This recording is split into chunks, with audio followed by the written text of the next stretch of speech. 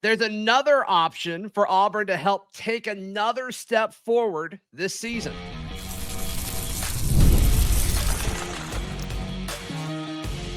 You are Locked On Auburn, your daily podcast on the Auburn Tigers. Part of the Locked On Podcast Network, your team every day. Yes, welcome on into Locked On Auburn, your daily Auburn Tigers podcast. I'm your host, Zach Blackerby, and thank you so much for making Locked On Auburn your first listen every single day. Mike G of the War Report hanging out with us as we'll talk about what's next for Auburn and the current state of how things have been going the last month or so.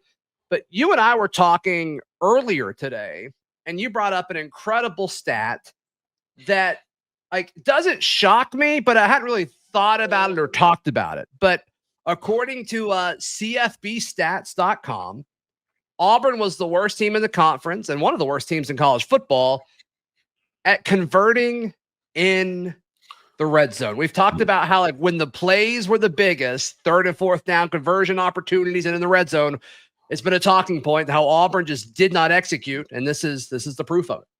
Yeah, absolutely. Look, Zach, Hugh Freeze, when we sat down to talk, he said we were just a few plays away from being really, really good last year. That's probably true. Yeah, and a lot of people jumped all over him for that statement.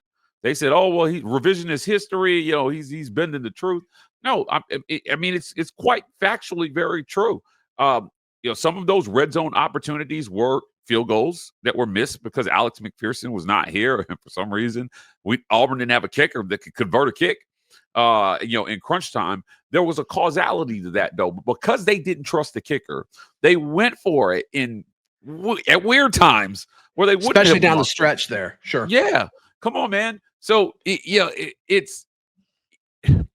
we know the talent is better. We feel like they're going to be better at quarterback, and maybe with a little bit more trust between QB and coach, we see that play calling in the red zone that, they're not coaching around it.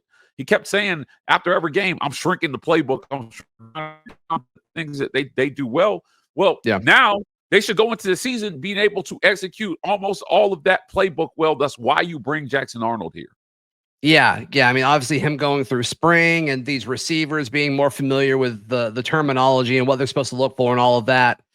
You got to think it'll help. I mean, there were so many things that Auburn was bad at last year. And then when you think about how close they were in so many of these games, it's almost kind of amazing to think about it. And so if you're the pessimist, you can say, well, oh my goodness, a lot of this comes down to coaching, which I will not push back on. How is that going to be better from this year to next year? I'm totally fine with you having that thought process. But for the optimist, myself, I think you, Mike G, most of the people watching and most of the Auburn hopeful, you look at stuff like this and it's like, well, there's no way they'll be last again when it comes to percentage of the time that they're able to score in the red zone. Just from kicking alone, you would think. I mean, just the return of Alex McPherson alone is going to change some of this. Yeah. But yeah, I'm with you. I think quarterback play will be better. I think wide receiver play will be better. I think the O-line is better. The running backs, it kind of depends on the day you ask me as far as how I feel about it, but I think they should be good enough. I don't know if they'll be better, but they should be good enough with everything else around them. And you just hope that the scheme and the play calling take that step forward, Mike. Yeah, absolutely. Here's the thing. McPherson would have been good for 2 wins last year. I believe that. McPherson gets you to a bowl game last year. I agree. And gets Freeze off of this hot seat. It feels totally different. Yeah, it feels totally different if that happens. Yes. Yeah. And then a play call here. Look, I'll take you back to, it wasn't a red zone play, but I'll take you back to fourth down at the beginning of the fourth quarter versus Georgia. Peyton and Hugh Freeze are not on the same page. They all but said as much in the post game when we went to go talk to him, with Peyton saying this and Freeze saying, I called a halfback dive left. Hopefully all that's done. And you got the quarterback you want in Jackson Arnold, and more synergy between QB and coach could be good for another 2 wins. That takes you from 5 wins to 9 wins. Because you look at that schedule, nobody ran Auburn off the field last year. Nobody. It was not. So you're saying 2 wins from the kicking game, then 2 wins just from the synergy between quarterback and head coach. I just want to make sure I heard that right. Absolutely. Yeah. I think that takes you to that. You hit your over. If Vegas set that over under at 7.5, 8 would hit the over, but that line is moving as we speak, as people start to realize, hey, talent level on the Plains is pretty otherworldly right now. I mean, it's better than it has been for sure. And I think Auburn will have a better roster in 9 of its 12 games than its opponent. I'm not going to concede Texas A&M. Okay. Or I'll concede, Texas A&M, then Georgia and Bama are the 3 where I'm like, I don't know. Yeah. But, have you seen 247's talent composite rankings? No. They've re-rated the teams. Okay. By talent. Auburn is the 18th best team in the country by composite talent talent. I'm sorry. They were last year. They were the 18th best. This year, I have to believe that ranking is going to go up a little bit. They'll move a few spots. I don't know if they'll be top 10, but certainly with the return of Coleman and adding Eric Singleton and bringing Jackson Arnold on, Deuce Knight, I got to believe they'll be somewhere in the 14 to 12 range. Yeah, I would think so. And, normally when you look at it and you say like, okay, you might be the 14th most talented team as a roster, but you might be the 8th most talented in the SEC. That's different though, because Auburn's playing the bottom half of the SEC pretty much for the most part. And like I talked about this earlier in the week when I was going through the Lindy's preseason magazine, Mike, and they pick Auburn to finish as like the 9th best team in the SEC. But the only teams that are ranked ahead of them that they're playing are Alabama, Georgia, and Oklahoma, according to Lindy's magazine, and a lot of other rankings. I mean, I don't think they really branched out a whole lot.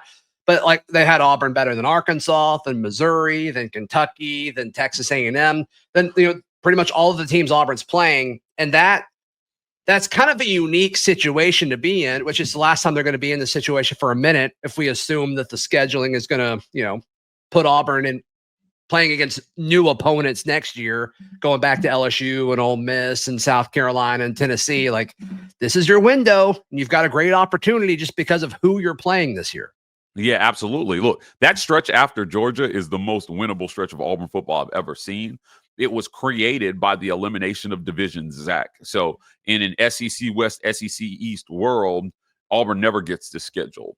In a divisionless world, Auburn gets a chance to play a schedule like what we see Georgia get every year.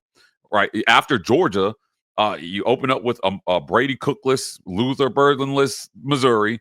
You get Arkansas, Kentucky, Vanderbilt, and Mercer consecutive.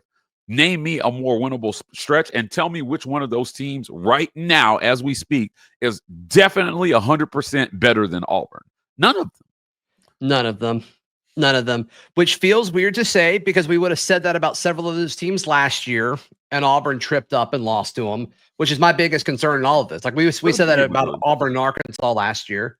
We said it about Auburn and Vandy last year. So to me, like that's where you talk about adding 4 more games. That's where you find them, in my opinion. And you find them by, if it's closer than it's supposed to be, you convert in the red zone, and then you have a quarterback that doesn't make as many mistakes. Yeah. And then you ideally have a roster placed around the quarterback to where if he does make mistakes, it's not as costly, or it's easier to make the right decision. And I think they've done that. They stacked the deck around Jackson Arnold. That's what they did. So you give him a safe floor and you say, all right, even if he makes a bad throw, he's got Cam Coleman, Eric Singleton, Perry Thompson out there that can go rescue a play or two for him. And he gets back on the wheel. And the difference in having those playmakers and not having them, Zach, is incomplete or turnover or touchdown sometimes. That's how. Right, we saw Ryan Williams making those types of plays for Jalen Milroe last year. He just throws it up. Yeah, everybody, says, sees Ryan Williams make a great play. Jalen Milroe gets the stats, and then after the game, it's Ryan Williams is the greatest 17-year-old to ever be born, and it was a terrible throw. Yeah, right. It was a bad throw. Yeah, especially early in the season, right? I mean, there was chatter about Milroe and, could he be a Heisman guy, especially after that Georgia game, but it was because his receivers helped him out. And so hopefully that happens with Cam Coleman, Eric Singleton, Malcolm Simmons, Horatio Fields, all helping out Jackson Arnold. What a great room. All right. Are things okay at Auburn. What's going on? This last month has been interesting. Mike G chimes in next, right here on Locked On Auburn. Today's show brought to you by our friends at Monarch Money. We've all checked our account and, there's been less in it. Have you ever wished for managing money to be easier? Well, with Monarch Money, it can be. Whether you're growing your savings or if you're planning for a big purchase, Monarch puts you in the driver's seat. It's like having your own personal CFO, giving you full visibility and control over your finances. There's so many different features within Monarch Money as far as it gives you the insights, data for what you're spending your money on, how you could save, as well as a very easy to use dashboard to navigate your spending, as well as how you're building wealth. Take control of your finances with Monarch Money. Use code LOCKEDONCollege at monarchmoney.com for 50% off your first year. That's monarchmoney.com, code LOCKEDONCollege for half off your first year. Mike G of the War Report hanging out with us on today's edition of the show. It's been a weird last week for Auburn. I mean, in the month prior, there hasn't been a whole lot in the waves or news of recruiting, and a lot of people have been saying, like, well, what's going on? You lose two pretty talented members of your recruiting class, Shadarius Tootle to Georgia, Devin Carter to FSU. And then all these, I want to say rumors, but like the golf stuff, like, I don't know, unless he's just lying about how much he's playing golf in that app that golfers use. Like, there's been a lot of negative chatter around Hugh Freeze in this program. How much of that is warranted and how much of it is it's June, we can't wait for football to get here? You are muted, my friend. But I'm sure whatever you said was juicy. It was. Yeah, there we go. Let me address the golf stuff. The golf stuff, yeah. Yeah, Hugh Freeze makes too much money for us to be sitting here talking about how a grown man spends his free time. Personally, he knows what he needs to do to win. He's been coaching a very, very long time. So, how he decides to manage his time certainly is, on him. But we're not sitting here questioning a guy who's coached football at this level for as long as he has coached about, his leisure time, around this time of year. I don't. Yeah, it's kind of weird to talk about because, like, I don't think anybody's questioning his effort when it comes to recruiting, or at least I don't know how you would be based on the last few years. It doesn't look great, but like him playing golf a ton in June is not why, Devin Carter flipped to FSU. It's not why you lost out on Shadarius Tootle to Georgia and why a lot of these big recruitments are trending away from you. I don't think that's why. I don't think so. But I don't think it looks great for you. The optics are bad. And that comes out. Yeah. The optics are bad, but we're not sitting here pointing to that as a reason why, I think that it's simple in this discussion. And it's that Auburn has almost no proof of concept in terms of how his process will produce wins. And despite NIL, despite all the money that's flying around, kids still want to play for a winner, man. And you don't have a winning season in your first 2 years. That's it. That is the whole of this conversation. Full stop. Auburn has the money to go out there and compete on the NIL front. They've given Hugh Freeze all but a blank check, from what my sources have told me. I think more of it's NIL than people are letting on. You think so? Yeah, I do. I think that they've spent it wisely. I've liked the things that they've said in terms of not dumping a bunch of money into quarterback last year, chasing that rabbit. You just got to coach it better. You got to scheme it better. And I got to do that. Yeah. He got a little unlucky with Alex McPherson. That's just bad luck. And as I mentioned, if he gets those 2 wins, are we still sitting here having this conversation, or is Auburn as in deep a hole? Now, I talked about this with my good friend Kyle, your good friend Kyle Rush over at the Barn. The negative recruiting is starting to happen. It's been happening, but it's turned up a notch this offseason. And the problem with it is that it's true. They did go 5-7 last year. They did have some very public issues that you can point to if you're an opposing coach and say, hey, maybe don't go there. Somebody asked me the other day if maybe coaches are using his openness about his health problems against him, saying, I think it's a really terrible way to recruit. But again, I don't think that's happening because, like, I think that let's play that out for a second. Let's say another coach is trying to use Hugh Freeze's health concerns, just to say, assuming they are concerns, whatever it might be, the reports of his cancer against them. Like, let's just okay, so you're sitting in a kid's living room. And it's like, oh, don't go to Auburn. Hugh Freeze is like, he has cancer. Like, the kid's not going to hear that and be like, yeah, the kid's going to be like, that's pretty heartless and crappy of you to say. Like, I don't think that's happening.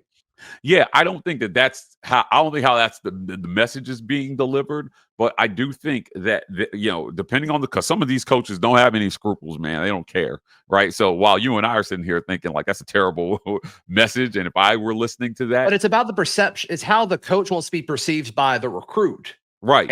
Yeah. Like I think any recruit would hear that and be like, that's gross. Like, why are you bringing that up? Yeah, I could see some of them dressing it up.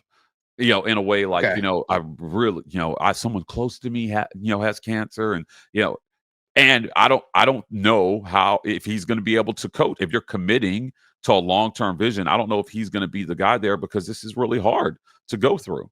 Now, Hugh Freeze has come out openly and said, he told me he's symptomless.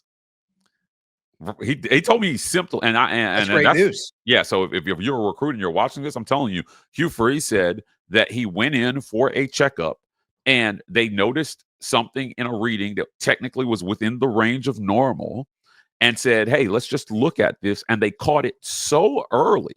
Great. That men normally in his position don't take action on this for 5 or 6 years. And that's the truth. And he wanted me to. What a blessing. I mean, that they caught it that early, right? Yeah, right. He wanted me to get that message out there. He said, look, it was not like I was throwing up and couldn't walk and they drugged me into the doctor's office. That's not what happened. But the negative, my point in all this is that the negative recruiting is starting to happen and they're pulling it out because if you're Auburn, you've shown yourself to be so dangerous on the recruiting trail, especially last year. They've got to take Auburn seriously when they sit down. And I think you're seeing some other schools get a little desperate in their recruiting tactics to try to keep these kids out of Auburn, right? So until they get into the season, right? I mean, Auburn's class is not loaded right now. But Kyle said last year, a lot of people forgot how many flips Auburn had in season. Big time flips Auburn had in season. So we talked about the back half of that schedule. That's Missouri, Arkansas, Kentucky, Vandy, Mercer. But that first stretch, Zach, that opens at Baylor, you see Ball State, South Alabama, and then you open your SEC schedule, Oklahoma, Texas A&M on the road, and Georgia at home. If Auburn comes out of that 4-2, watch out for those Tigers. Yeah. No, I agree. I agree with all that. I mean, this season we're going to know. Like we're going to know if this is going to work or not. And I think we'll know pretty quickly. With those 3 first road games are crucial. They're all crucial. Jackson Arnold, man. Jackson Arnold is what he's bet his career here at Auburn on. And if it's not Jackson, in one way or the other, if it's not Jackson, the pivot away from him has to be in time to save your season. Right? Yes. And you have other options now where you're not going to be in the situation you were last year. Correct. Yes. And if it's not Deuce, like Ashton Daniels is not a bad quarterback. So, you're in a much better spot for sure. What's next for the Auburn Tigers? There seems to be some positive trends for some guys on the horizon to join this class. That's next, right here on Locked On Auburn. Today's show brought to you by our friends at Rouette. Guys, you've probably heard of Viagra or Cialis. Maybe you've even tried them, but if you're looking for something beyond the usual pill, it's time to meet Rouette Ready. Rouette Ready is a next-gen prescription treatment designed to amplify arousal in the brain and boost blood flow. And unlike the usual pills that can take hours, Rouette's 3-in-1 formula dissolves under your tongue and kicks in fast, on average, 15 minutes. Effects can last up to 36 hours, so you can stay confident and in control when the moment is right. Head to Rouette.com/LockedOnCollege and use code LockedOnCollege to get 15% off today. That is Rougiet, auburn.com/LockedOnCollege. Use promo code LockedOnCollege for 15% off. Individual results may vary with prescription treatment. Compounded drugs are permitted to be prescribed under federal law, but are not FDA approved and do not undergo FDA safety, effectiveness, or manufacturing review. Please review the Rouette website for full safety information. Mike G of the War Report and the host of Locked On UCF. Go give both of those channels a follow, a subscribe. Killing it over there. As far as what's next for Auburn, they got some positive momentum with the addition of an offensive tackle who hasn't really played American football, so it's going to be interesting to see what happens with that. But you could definitely see the potential there. There seems to be kind of a trend at the linebacker spot with Adam Balagoon Ali from West Palm Beach, Florida, a linebacker. I mean, obviously you've lost 2 linebackers in this class for what appears to be different reasons. With Jermichael Garrett, that one seemed more mutual than Chadarius Tootle flip from Auburn to Georgia. You had to assume that they had other linebackers on their board. It seems like Adam Balagoon Ali is the next one up, and he seems to like the Tigers a lot. Yeah. Look, we also did a segment with Kyle from the Barn about who's out there, right? In terms of recruiting and where Auburn should go kind of next. Sure. There with some guys on the board. There were some, you mentioned Chadarius Tootle just now. There's some good things there that just aren't going your way if you're Auburn. And who are the key recruits that could maybe save this momentum? Wilson Zaire was a guy we talked about. Another offensive tackle right. that could bolster them some. And I think you got to continue to focus on tackle. You got to continue to build the offensive line, and I think the quarterback will come.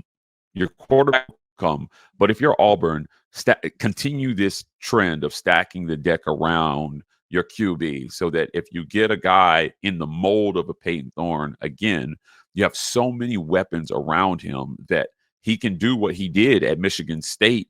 I think what was it, 2021? Peyton Thorne that went 11-2.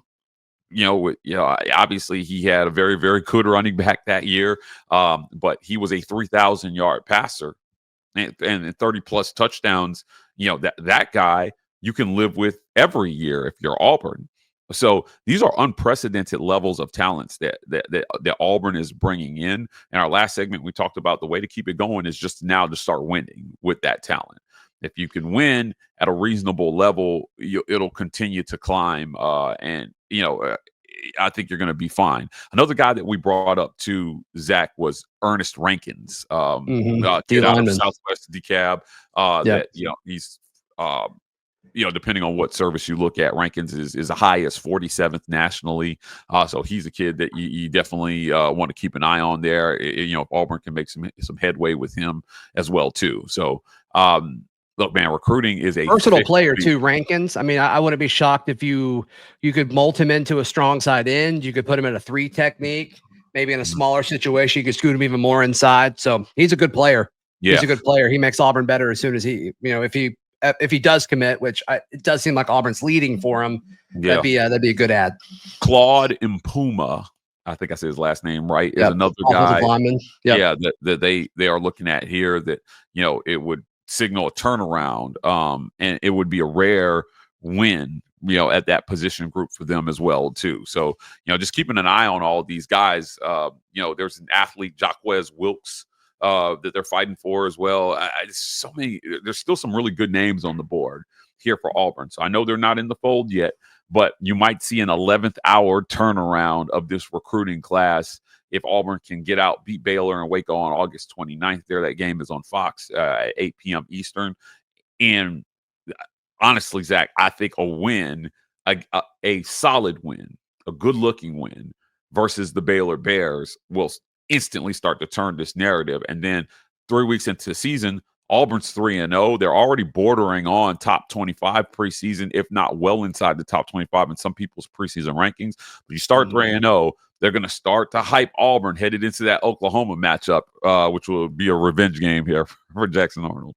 Yeah. No, that'll be a nationally – that game will be paid attention to nationally, assuming Auburn beats Baylor, just because of the storyline. And this is kind of, we're starting to see more of these now that the transfer portals become more and more of a thing of like, key guys returning to their original school.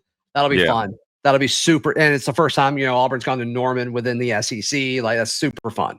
Super fun. So we'll see what happens. Mike G, how can people check out everything you've got going on? Yes, you guys know the deal.